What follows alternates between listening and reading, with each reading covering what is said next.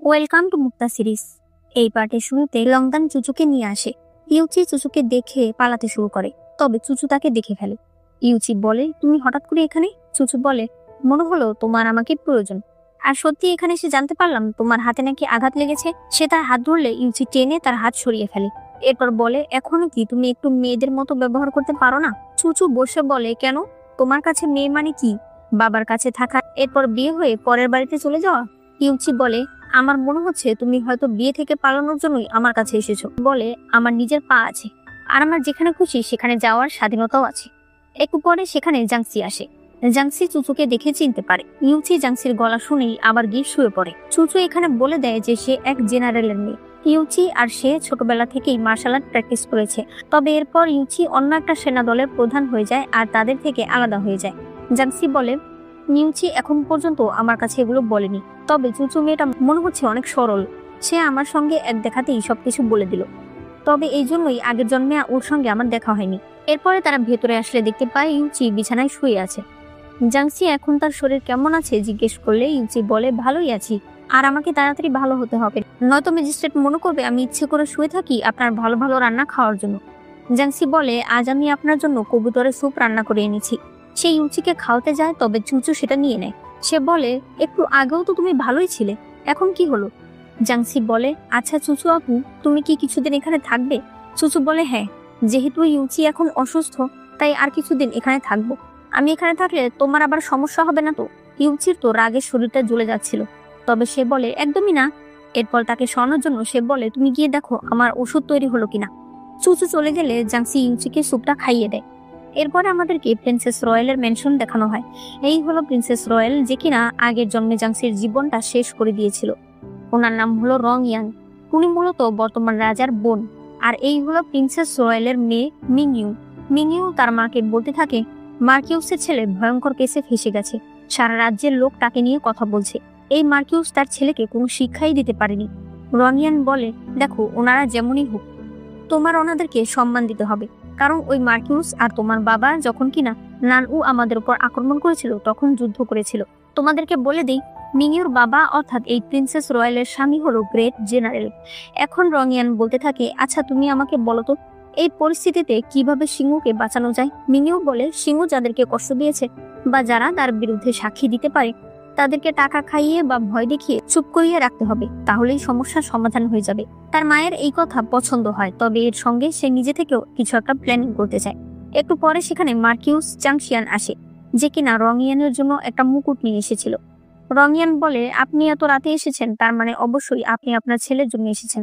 মার্কিউস বলে, ম্যাডাম আপনি তো জানেন আমার একটাই ছেলে, আমার ছেলেকে কোনো পরিস্থিতিতেই আমি হারাতে চাই না। পরদিন ইউচির কাছে লংদান একটা ওষুধ নিয়ে আসে আর বলে, এটা মার্কিউস চাংশিয়ানের বাড়িতে পাওয়া গেছে, এটা নাকি সিংহু ব্যবহার করত।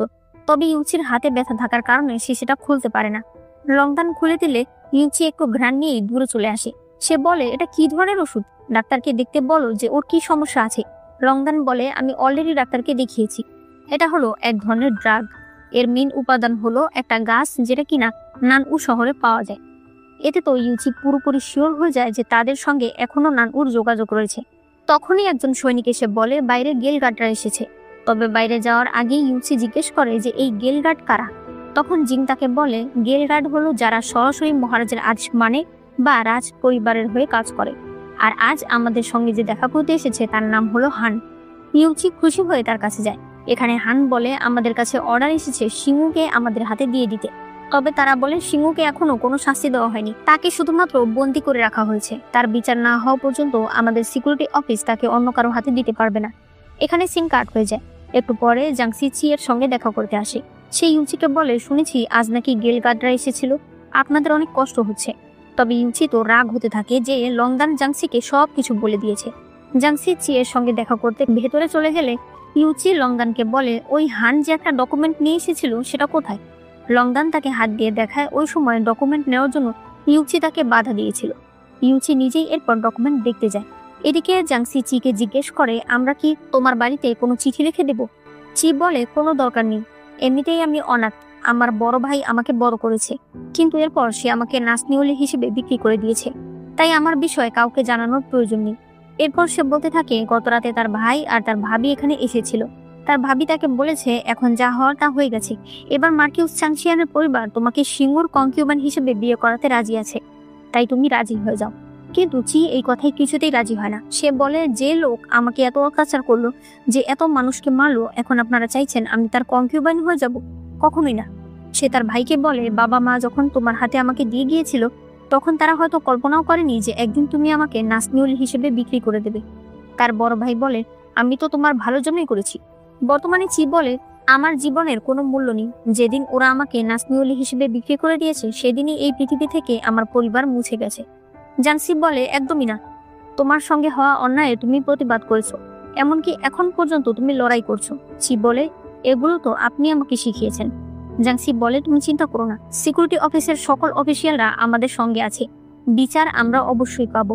এরপরে ইউচি সিংহুকে জিজ্ঞেস করে, এই ওষুধটা আমরা তোমার ঘরে পেয়েছি, তুমি কি এটা চেনো? সিংহু বলে, একদমই না, আজ প্রথমবার দেখছি। ইউচি বলে, ও তার মানে তুমি এটা ব্যবহার করতে না? তাহলে কে ব্যবহার করতো? তোমার বাবা? কিন্তু উনি তো অনেক বয়স্ক। সিংহু তখন রেগে যায়। ইউচি বলে, ঠিক আছে, এই বিষয়ে কথা বললাম না। এর মেইন উপাদান হচ্ছে নান উ রাজ্যের, তার মানে তোমাদের মার্কিউসের পরিবার এখনো নানুর সঙ্গে জড়িত। সিংহু বলে, তুমি কি আজবাজে কথা বলছো? এই একটা সামান্য ওষুধ দিয়ে তুমি এইসব কথা কি করে বলতে পারো? সে সেটা ভেঙে ফেলে। ইউচি বলে, আমি তোমাকে বিশ্বাস করি। লংদান এরপর সেই ডকুমেন্টটা দেখায় যেখানে লেখা ছিল সিংহু নানুর সঙ্গে জড়িত। তখন আমাদেরকে দেখানো হয় ওই সময় হান বলেছিল নানউর একটা সেক্ট যার নাম নাইটিঙ্গেল সেক্ট, সেই সেক্ট অনেক বছর ধরেই লুকিয়ে এই শহরে বসবাস করছে। তারাই মূলত সিংহুকে নিজেদের সঙ্গে জড়িয়ে তাকে ড্রাগ বিক্রি করত, যার ফলে নেশার বশে এসে সে এতগুলো মানুষকে মেরে ফেলেছে। ইউচি বলে, কিন্তু তারা সিংহুর বাবাকে না জড়িয়ে সিংহুকে কেন জড়ালো? হান বলে, কারণ তারা চেয়েছে মার্কিউসের সঙ্গে মহারাজের সম্পর্ক নষ্ট করতে। আজ আমরা সিংহুকে এখান থেকে নিয়ে যেতে এসেছি, তোমরা তাকে দেবে কি দেবে না? ইউচি বলে, দেব না। হান বলে, তুমি কি ভয় পাচ্ছ না যে আমি মহারাজকে গিয়ে বলবো? ইউচি বলে, যান, গিয়ে বলে দিন। যতক্ষণ পর্যন্ত মহারাজের আদেশনামা আপনি এখানে আনতে না পারছেন ততক্ষণ পর্যন্ত আমি সিংহুকে এখান থেকেই নিয়ে যেতে দেব না। হান বলে, ঠিক আছে, 3 দিন অপেক্ষা করো, 3 দিনের মধ্যেই আমি আদেশনামা নিয়ে আসবো। বর্তমানে ইউচি বলে, দেখলেই তো, এখন ওনারা তোমাকে নানুর সঙ্গে জড়াতে চাইছে। তবে আমার বিশ্বাস হয় না যে তুমি নানুর সঙ্গে জড়িত, মানে এখানে সে তাকে তার পরিবারের বিরুদ্ধে করতে চাইছে। এরপরে আমাদেরকে নাইটিঙ্গেল সেক্ট দেখানো হয়, মানে সেই সেক্টের একজন সহকারীকে দেখানো হয় যার নাম সাংচি। একটু পরে তাদের প্রধান দু সেখানে আসে। দু সাংচিকে বর্তমানে মার্কিউস চাংশিয়ানের বাড়িতে কি কি হয়েছে সবকিছু খুলে বলে, আর বলে এখন আমাদেরকে কিছুদিন সাবধানে থাকতে হবে। সাংচি বলে, আমি কি সিংহুকে একেবারে শেষ করে দেওয়ার ব্যবস্থা করব? দু বলে, না, এখন তুমি যেটা করবে সেটার মাধ্যমেই তারা আমাদের পৌঁছে যেতে পারবে। এরপর আমাদেরকে দেখানো হয় ওই কয়েনটা আসলে ইউচি পেয়েছিল প্রথম দিন সে যাকে মেরেছিল তার কাছে। যাই হোক, সে জিনকে বলে, আমরা যদি সিংহুকে ছেড়ে দিই তাহলে ওই সকল নিরপরাধ মেয়েরা বিনা বিচারে থেকে যাবে। আবার আমরা যদি ওকে মেরে ফেলি তাহলে মার্কিউস তার একমাত্র ছেলেকে হারাবে, সে আমাদের শত্রু হয়ে যাবে।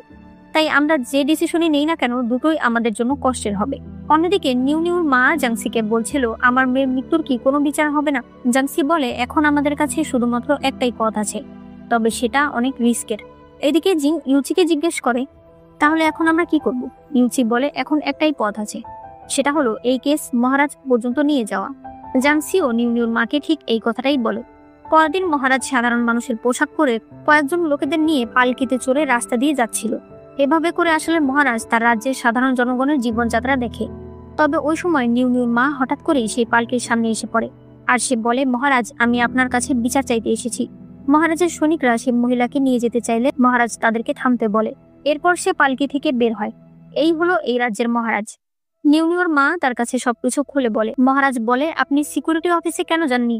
নিউর মা বলে, আমি গিয়েছি এবং সেই অপরাধী এখন জেলে রয়েছে, কিন্তু আমার মনে হয় সে বেশি দিন জেলে থাকবে না, কারণ তারা অনেক ধনী পরিবার। সে হলো মার্কিউস চাংশিয়াং এর ছেলে।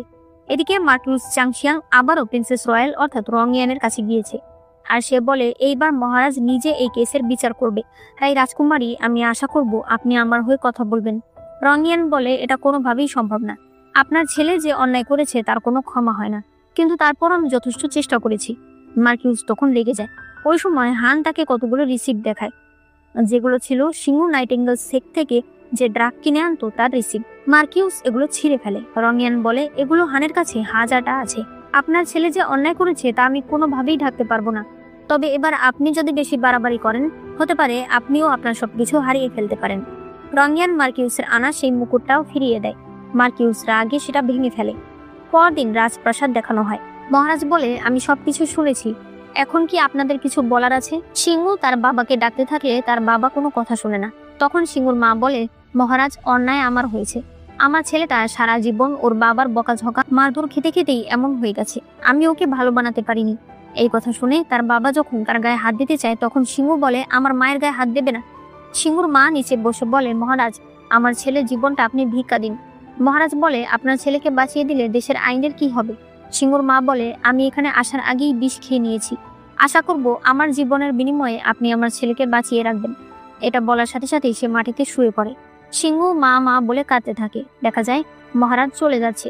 ব্যাকগ্রাউন্ডে আমাদেরকে বলা হয় সিংহু মেয়েদের সঙ্গে খারাপ ব্যবহার করেছে, মেরে ফেলেছে, নিজের স্ত্রীকে অত্যাচার করেছে, তাই তাকে অবশ্যই শাস্তি দেওয়া হবে। তার বাবা তাকে মানুষ করতে পারেনি, তাই তাকেও তার টাইটেল ছেড়ে দিতে হবে। একটু পরে মহারাজ জিনকে বলে, তুমি কি ভেবেছো আমি তোমার চালাকি বুঝতে পারিনি? ওই মহিলা নিজের মেয়ের বিচার চাইতে আমার কাছে এসেছে বুঝলাম, কিন্তু সে রাস্তার মাঝখানে আমার পালকি চিনল কি করে? অবশ্যই তুমি করেছো এই কাজ। এদিকে জাংসি একটা রেস্টুরেন্টে ছিল।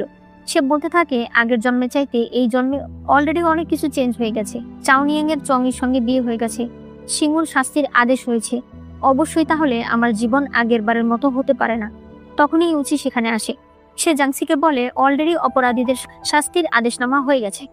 আপনি জানেন সিংহুর মা বিষ খেয়ে নিয়েছে। জাংসি বলে, ওনার ছেলের অপরাধের জন্য উনি বিষ খেয়ে নিয়েছে? কি কষ্টের জীবন ওনার। ইউচি বলে, তাই বুঝি? ওনার বাড়িতে থেকে ওনার ছেলে এতগুলো অন্যায় করেছে। ওনার নিজের ছেলের বউকে প্রতিদিন মারধর করেছে। উনি কি কিছুই জানতো না? না ইচ্ছে করে না জানার ভান করতো? জাংসি বলে, তারপরেও সে এখন ছেলের জন্য নিজের জীবন দিয়ে দিয়েছে। পৃথিবীর সব মায়েরাই তার সন্তানকে অনেক ভালোবাসে। অন্যদিকে মহারাজ জিনকে বলে, তোমাকে আমি অনেক বছর ধরে চিনি, এই আইডিয়া তোমার তো হতেই পারে না। তাহলে কার আইডিয়া ছিল এটা? জিন বলে, আমাদের সিকিউরিটি অফিসে নতুন একজন লোক এসেছে, তার নাম ইউচি। মূলত সেই আমাকে এই আইডিয়া দিয়েছিল যেন এই বিষয়টা আপনার কাছে পাঠানো হয়। অন্যদিকে ইউচি বলে, পৃথিবীর সব মা তার সন্তানকে ভালোবাসে না। আমার মা আমাকে ছোটবেলায় ছেড়ে দিয়েছিল। জাংসি বলে, তাহলে এতগুলো বছরে আপনি কখনো জানতে চাননি যে সে কেন এমনটা করেছিল? হতে পারে এর পিছনে কোনো কারণ ছিল। ইউচি বলে, কারণ ছিল। এক জ্যোতিষী বলেছিল আমি অনেক দুর্ভাগা, আমি থাকলে আমাদের পরিবার ধ্বংস হয়ে যাবে। এই কারণেই আমার মা আমার বাবাকে বুঝিয়ে আমাকে তাদের থেকে দূরে এক জায়গায় রেখে আসে। তখন জাংসির আগের বারের কথা মনে পড়ে, আর সে বলতে থাকে, আগের জন্মে ও কখনোই ওর বাবা মার ব্যাপারে কোনো কথাই আমাকে বলেনি।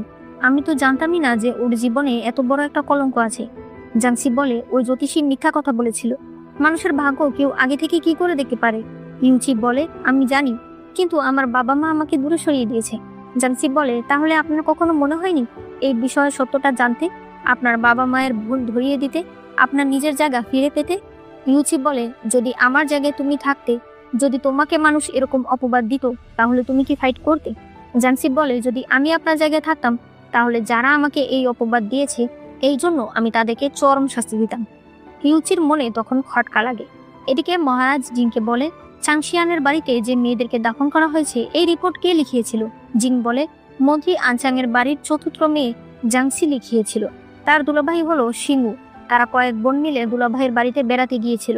রাতের বেলা তার ঘুম আসছিল না, তখনই সে সেখানে দুজন গার্ডকে এই কাজ করতে দেখেছিল।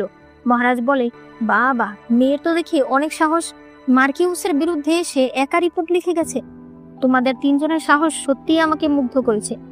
একটু পরে মহারাজের কাছে তার একজন এনোজ একটা রিপোর্ট নিয়ে আসে যে সিংহ নাইটিঙ্গেল সেক্টরের সঙ্গে যুক্ত ছিল। তবে মহারাজ এই বিষয়ে কথা বলতে চায় না।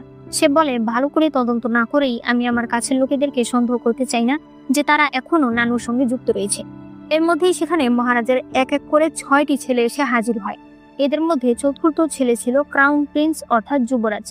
এখানে তারা সবাই মহারাজের কাছে ক্ষমা চায় যে তারা এতগুলো রাজপুত্র থাকতো মার্কিউসের ছেলে এত বড় একটা অন্যায় করলো, অথচ রাজকুমাররা কেউই জানলো না। মহারাজ বলে, আমার 7টা ছেলে 6টা মেয়ে। আমি হয়তো তোমাদের সঙ্গে অনেক স্ট্রিক্ট হয়ে থাকি, তবে তোমাদের মনে যদি কখনো কোনো প্রশ্ন বা কোনো শঙ্কা থাকে সেটা তোমরা সরাসরি আমাকে জিজ্ঞেস করবে। আমার কথা কি বুঝতে পেরেছ? তারা জি বলে। তবে মহারাজ বলে, একজনকে আমি অনেক মিস করছি। ওই সময় আমাদেরকে ইউচিকে দেখানো হয়, অর্থাৎ ইউচি হলো মহারাজের 7ম ছেলে। সে চাঁদ দেখছিল, এদিকে মহারাজও চাঁদ দেখছিল। সে কল্পনা করে ওই সময় ইউচির মা মহারাজকে বলেছিল সবাই বলাবলি করছে আমার ছেলের জন্য নাকি রাজ্যে ধ্বংস নেমে আসবে। মহারাজ, আপনি তাহলে তাকে দূরে পাঠিয়ে দিন। বর্তমানে মহারাজ বলতে থাকে চিকে ছোটবেলাতেই রাজ্য থেকে অনেক দূরে পাঠিয়ে দেওয়া হয়েছিল, তবে সে অনেক জেদি ছিল। যখনই আমি কাউকে পাঠাতাম তার সঙ্গে দেখা করার জন্য, সে কারোর সঙ্গেই দেখা করতো না। এনোজ বলে, মহারাজ, আপনি যদি তাকে মিস করে থাকেন তাহলে তাকে ডেকে নিয়ে আসলেই তো হয়। মহারাজ বলে, তাকে পাঠিয়ে দেওয়ার পর থেকে রাজ্যে অনেক শান্তি ছিল। এখন হঠাৎ করেই নাইটেঙ্গেল সেক্ট আবারও আমাদের রাজ্যে ঝামেলা সৃষ্টি করতে চাইছে। এখন যদি আমি তাকে আনি তাহলে আবারও লোকে বলবে যে তার কারণেই সমস্যা হয়েছে। তাই আমার আরো কিছুদিন সময়ের দরকার। ইউচির কাছে লংদান আসলে ইউচি বলে, খোঁজ নিয়ে দেখো আমার জন্মের সময় কোন জ্যোতিষী ছিল যে কিনা আমাকে দুর্ভাগা এবং আনলাকি বলেছিল। লংদান বলে, কিন্তু আপনি তো কখনো এই বিষয়ে জানতে চাননি। ইউচি বলে, এখন আমি জানতে চাই কে আমার সঙ্গে এই শত্রুতাটা করেছিল। পরদিন চি জাংসির কাছ থেকে বিদায় নিয়ে সিঙ্গুর বাড়ির সেই দাসকে সাথে নিয়ে তাদের গ্রামের বাড়িতে চলে যাচ্ছিল। জাংসি বাড়িতে এসে দেখতে পায় তার বাবা আর ভাই তাদের মূল্যবান অনেক বই আর ক্যালিগ্রাফি বের করছে বিক্রি করার জন্য। জাংসি এর কারণ জিজ্ঞেস করলে তার বাবা বলে, তুমি নাকি নতুন দোকান কিনতে চাও, এজন্য এগুলো বিক্রি করে দিচ্ছি। তোমার অনেক টাকার দরকার তাই না? জাংসি বলে, বাবা, আমি শুধুমাত্র দোকান ভাড়া করব। তার বাবা বলে, ভাড়া কেন করবে? দোকান নিজের নামে কিনে রাখবে। আমার মেয়ে একটা দোকান খুলতে চেয়েছে, সেটা আমি দেব না? জাংসি বলে, বাবা, যদি দোকান না চলে? তার বাবা বলে, অবশ্যই চলবে। তুমি তোমার মায়ের মতো হয়েছো, তোমার নানা অনেক বড় ব্যবসায়ী ছিল। জেন বলে, তাহলে আমি কার মতো হয়েছি? তার বাবা বলে, তুমি আবার কার মতো হবে? তোমাকে তো আমি কুড়িয়ে এনেছি। তার ভাই তখন রাগ করে সেখান থেকে চলে যায়। এরপর জাংসি তার বাবাকে বলে, বাবা, তুমি তো জ্যোতিষবিদ্যা সম্বন্ধে অনেক কিছুই জানো। তার বাবা বলে, হ্যাঁ, একসময় ওটা আমার শখ ছিল, কিন্তু পরে আমি ওগুলো ছেড়ে দিয়েছি। জাংসি বলে, সত্যি সত্যি কি কারো ভাগ্য দেখা যায়? তার বাবা বলে, পুরোপুরি দেখা যায় না, তবে কিছু কিছু আন্দাজ করা যায়, কিন্তু এগুলো আবার সবসময় সত্যি হবে এমন কোনো কথা নেই। একটু পরে দেখা যায় ইউচি রাস্তা দিয়ে যাচ্ছিল, তখন সে জেনকে দেখতে পায়। জেন বলে, ভালো হয়েছে রাস্তায় তোমার সঙ্গে দেখা হয়ে গেছে।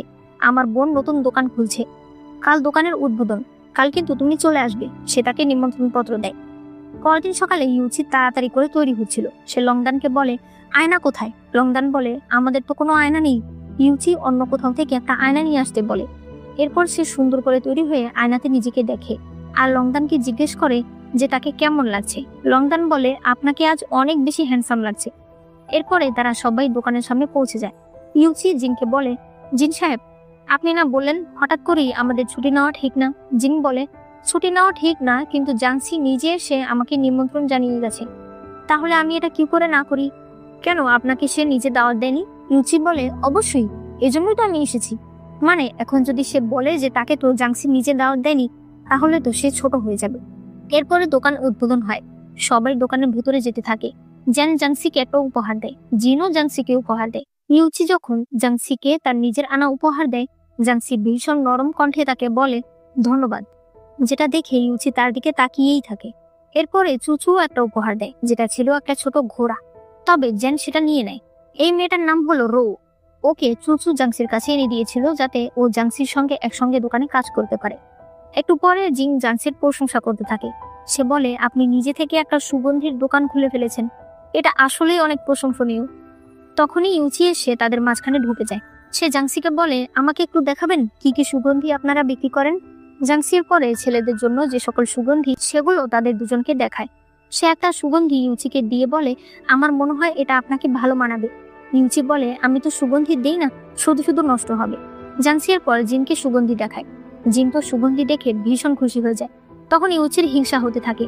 সে তার হাত থেকে সুগন্ধিটা নিয়ে বলে, আগে আমি দিতাম না, কিন্তু এখন মনে হচ্ছে এগুলো আমাকে অনেক ভালো স্যুট করবে, তাই আমি দুটোই নিয়ে নিচ্ছি। তখন আমার এসে বলে, আমাদের সবগুলো সুগন্ধি বিক্রি হয়ে গেছে, আমি গোডাউন থেকে বাকিগুলো নিয়ে আসছি। এদিকে চুচু জেনকে একটা সুগন্ধি দেখিয়ে বলে, আমার মনে হয় এটা তোমার সঙ্গে মানাবে, কারণ এর নাম সূর্য। চুচু চলে গেলে জেন তো ভীষণ খুশি হয়ে যায় যে চুচু তাকে সূর্য বলেছে। রাতের বেলা জাংসির বাবা জাংসির সঙ্গে দেখা করতে আসে। তখন জাংসি দেখায় যে আজ প্রথম দিনই তার অনেকগুলো সুগন্ধি বিক্রি হয়েছে। তাকে খুশি দেখে তার বাবা অনেক খুশি হয়। এরপর তারা একসঙ্গে কথা বলতে থাকে। জাংসির বাবা বলে, তোমার কি ধরনের ছেলে পছন্দ তুমি আমাকে বলতে পারো। জাংসি বলে, আমি এখন বিয়ে করতে চাই না বাবা, আমি তোমার আর ভাইয়ার সঙ্গে আরো কিছুদিন থাকতে চাই। তার বাবা বলে, আমি তোমাকে জোর করছি না, এমনিতেই আগে আমি না বুঝে একটা বিয়ে ঠিক করে ফেলেছিলাম। চিয়ানের সঙ্গে কি হয়েছে সেটা আমি নিজেই দেখেছি। তাই তোমাকে আমি কোনো বিষয় জোর করব না। পরদিন সকালে জিনকে দেখানো হয় এই হলো জিনের মা। তার মা তাকে ম্যাচ মেকিং এর একটা বই দেখায়। সে বলে এখানে অনেক ভালো ভালো মেয়ের ছবি আছে, তুমি শুধুমাত্র একটা মেয়েকে পছন্দ করো, বাকিটা আমি দেখছি। একটু পরে তার মা সেখানে একটা সুগন্ধি দেখে বলে, তুমি তো কখনো এই ধরনের সুগন্ধি দাও না। জিন বলে, বাজারে নতুন একটা দোকান হয়েছে, সেই দোকানের মালিক বলল এই সুগন্ধিটা নাকি ভালো, তাই কিনে এনেছি। তার মা তার কাছে এসে বলে, সত্যি করে বলো এটা তোমাকে কে দিয়েছে? জিন বলে, আমি টাকা দিয়ে কিনে এনেছি। তার মা বলে, না বললে কিন্তু আমি রেগে যাব। জিন বলে, এটা আনচাং মন্ত্রীর বাড়ির চতুর্থ মেয়ে জাংসি দিয়েছে, সেই বাজারে নতুন দোকান খুলেছে। এই কথা শুনে জিনের মা সরাসরি চলে যায় জাংসিদের দোকানে। জাংসি তাকে বিভিন্ন সুগন্ধি দেখাতে থাকে, আর জিনের মা তো শুধু জাংসিকেই দেখতে থাকে। সেখানে ইউচিও চলে আসে, সেও তাদেরকে দেখে ফেলে, তবে তাকে আবার চুচু দেখে ফেলে। চুচু বলে, তুমি এখানে কি করছো? ইউচি উল্টো বলে, এই জিং সাহেবের মা এখানে কি করছে? চুচু বলে, ও উনি জিং সাহেবের মা, সুগন্ধি কিনতে এসেছে। তবে আমার মনে হচ্ছে উনি শুধু জাংসিকেই দেখছে, সে কি তার ছেলের জন্য বউ খুঁজছে নাকি? ইউচি বলে, অসম্ভব। জিংয়ের মা চলে গেলে জাংসি ইউচিকে দেখে, সে তাকে ডেকে বলে, আপনি এখানে? ইউচি বলে, এমনি এসেছিলাম, দেখলাম যে চুচু ফল খাচ্ছে, ভালো করে ফল ধুয়ে তারপর খাও। এই বলে সে চুচুকে পাঠিয়ে দেয়। জাংসি বলে, আপনি একটু এখানে দাঁড়ান। সে ভেতরে গিয়ে একটা ইনভিটেশন কার্ড নিয়ে আসে, আর ইউচিকে বলে, আমি আপনার বাড়িতে যেতাম, আজ দাদির জন্মদিন, তাই আপনি আমাদের বাড়িতে অবশ্যই আসবেন। ইউচি খুশি হয়ে তার নিমন্ত্রণ গ্রহণ করে। এদিকে আমরা জাংসির বড় বোন, যেটা হলো জাংসির আপন বড় বোন, যাকে আগে আমরা একদিন দেখেছিলাম, যার নাম জাং ই, সে তার দাদির জন্মদিন উপলক্ষে তার স্বামীকে সাথে নিয়ে বাবার বাড়ির দিকে আসছিল। এই হলো তার স্বামী, যার নাম জিউ। এখানে জিউ জাংয়ের সঙ্গে ভালো মতোই আচরণ করছিল। পরদিন আবারও জিংয়ের মা তার অফিসে আসে। সে বলে, আজ তোমাকে আমার সঙ্গে আনচাং মন্ত্রীর বাড়িতে যেতে হবে, তাদের বাড়ির বড় মহিলার আজ জন্মদিন, তোমার পছন্দ অনেক ভালো, জাংসি মেয়েটাকে আমার অনেক পছন্দ হয়েছে। জিং তো এইসব কথা শুনে ভীষণ অবাক হয়ে যায়। একটু পরেই পেই যখন তার দাদির কাছে যাচ্ছিল, তখন সে জিংয়ের সঙ্গে ধাক্কা খায়। প্রথম দেখাতেই সে তো তাকে পছন্দ করে ফেলে। জিং বলে, আমি এখানে বড় ম্যাডামকে দেখতে এসেছি। পেই বলে, চলুন আমি আপনাদেরকে রাস্তা দেখিয়ে দিই। তবে এই সবকিছুই জাংসির চাচি দেখে ফেলে। এদিকে জাংসির বড় বোন জাংই বাড়িতে চলে এসেছে। জাংসি তাকে জড়িয়ে ধরে। সে কল্পনা করে আগের জন্মে তার বড় বোন বিষ খেয়ে নিয়েছিল। সে মনে মনে বলে, তোমাকে আবার দেখতে পেয়ে আমার মনটা অনেক ভালো লাগছে। জাংই বলে, তোমার এঙ্গেজমেন্ট ভাঙার পর আমি আসতে পারিনি। জাংসি বলে, কোনো অসুবিধা নেই, আমি ঠিক আছি। দুলাভাই বলে, তোমার বোন সারাক্ষণ তোমার কথাই বলতে থাকে। এরপর আমাদেরকে বড় ম্যাডামকে দেখানো হয়, যেখানে জিংয়ের মা তার জন্মদিনের জন্য একটা গিফট নিয়ে এসেছিল। জাংসির দাদি বলে, জিং সাহেব, আমি আপনাকে ভালো করে ধন্যবাদ জানাতে চেয়েছিলাম, কারণ আপনি আমাদের পরিবারকে অনেকটা সাহায্য করেছেন। জিং বলে, আমি তো শুধুমাত্র আমার নিজের দায়িত্ব পালন করেছি। জিংয়ের মা বলে, বাড়িটা আমি দেখলাম, কত সুন্দর পরিবেশ, সবার কত সুন্দর ভদ্রতা, প্রত্যেকটা মেয়ে কি সুন্দর নম্র ভদ্র, বিশেষ করে জাংসি। এটা শুনে তো জাংসির চাচির মেজাজটা খারাপ হয়ে যায়। জিংয়ের মা বলে, ও নিজের দায়িত্ব নিয়ে নিজের বড় বোনকে বাঁচিয়ে নিয়েছে, কয়জনের সাহস হয় এরকম? ভালোই হয়েছে যে আপনার মেয়ে আপনার কাছে ফিরে এসেছে। চিয়ানের মা বলে, হ্যাঁ ভালোই হয়েছে, চিয়ান অনেক জ্ঞানী গুণী মেয়ে, সে সেখানে কেন থাকবে? আসলে চিয়ান একদম আমার মতো হয়েছে। জাংসির কথা কি বলবো, ওর তো মাই নেই। জিংয়ের মা অবাক হলে চিয়ানের মা বলে, আপনি জানেন না, ওর জন্মের সময় ওর মা মারা গেছে, ও তো একটা অভাগী। জিনের মা বলে, মা ছাড়াও একটা মেয়ে এত সুন্দর জ্ঞানী আর গুণী হতে পারে, আসলেই আপনাদের বাড়ির শিক্ষা অনেক ভালো। এরপরে জাংসির দাদি একা একা দাসীর সঙ্গে কথা বলছিল যে জিং ছেলেটা ভালোই, সব দিক থেকেই সে জাংসির সঙ্গে মানানসই। একটু পরেই জাংসি সেখানে আসে। জাংসির দাদি তাকে বলে, আমি তোমাকে ডেকেছি কারণ আমি তোমাকে একটা জিনিস দিতে চাই। সে তাকে নিজের গয়না থেকে একটা হেয়ার পিন দেয়, আর এরপর তাকে বলে কিছু নতুন পোশাক বানাতে আর কিছু ভালো গয়নাও কিনে আনতে। জাংসি ধন্যবাদ দিয়ে চলে যায়। অন্যদিকে চিয়ানের মা চিয়ানের ঘরে আসলে দেখতে পায় সে প্রচন্ড ড্রিঙ্ক করেছে। চিয়ান বলতে থাকে, মা, এই ডিভোর্স লেটারটা তুমি দেখেছো? সিংহ কি সত্যিই আমাকে ডিভোর্স দিয়ে দিয়েছে? ও কি আর আমাকে মারবে না? তার মা বলে, এক ডিভোর্স লেটার কয়বার দেখা লাগে, ও তোর যোগ্যই ছিল না। এরপরে সে চিয়ানকে বসিয়ে বলতে থাকে, শোনো, তোমার ভাগ্য তো খারাপ, তবে তুমি কিন্তু মনে করো না যে জাংসি অনেক ভালো। জাংসি তোমার খারাপ ভাগ্যকে ব্যবহার করে নিজের ভাগ্য ভালো বানাতে চাইছে। তুমি জানো ম্যাজিস্ট্রেট জিং তার মাকে নিয়ে এসেছিল। চিয়ান বলে, কিন্তু উনি তো শুধুমাত্র একটা ম্যাজিস্ট্রেট। চিয়ানের মা বলে, তুমি কিছুই বুঝতে পারছো না, ও শুধুমাত্র ম্যাজিস্ট্রেট হলেও মহারাজ নিজে ওর সঙ্গে কথা বলে। আমার মনে হয় মহারাজ ওকে পছন্দ করে, ভবিষ্যতে মহারাজ ওকে প্রধানমন্ত্রী বানিয়ে দেবে। তুমি বুঝতে পারছো তখন জাংসির স্ট্যাটাস কোথায় যাবে। এরপর সে মনে মনে বলতে থাকে, কিন্তু এটা আমি কিছুতেই হতে দিতে পারি না।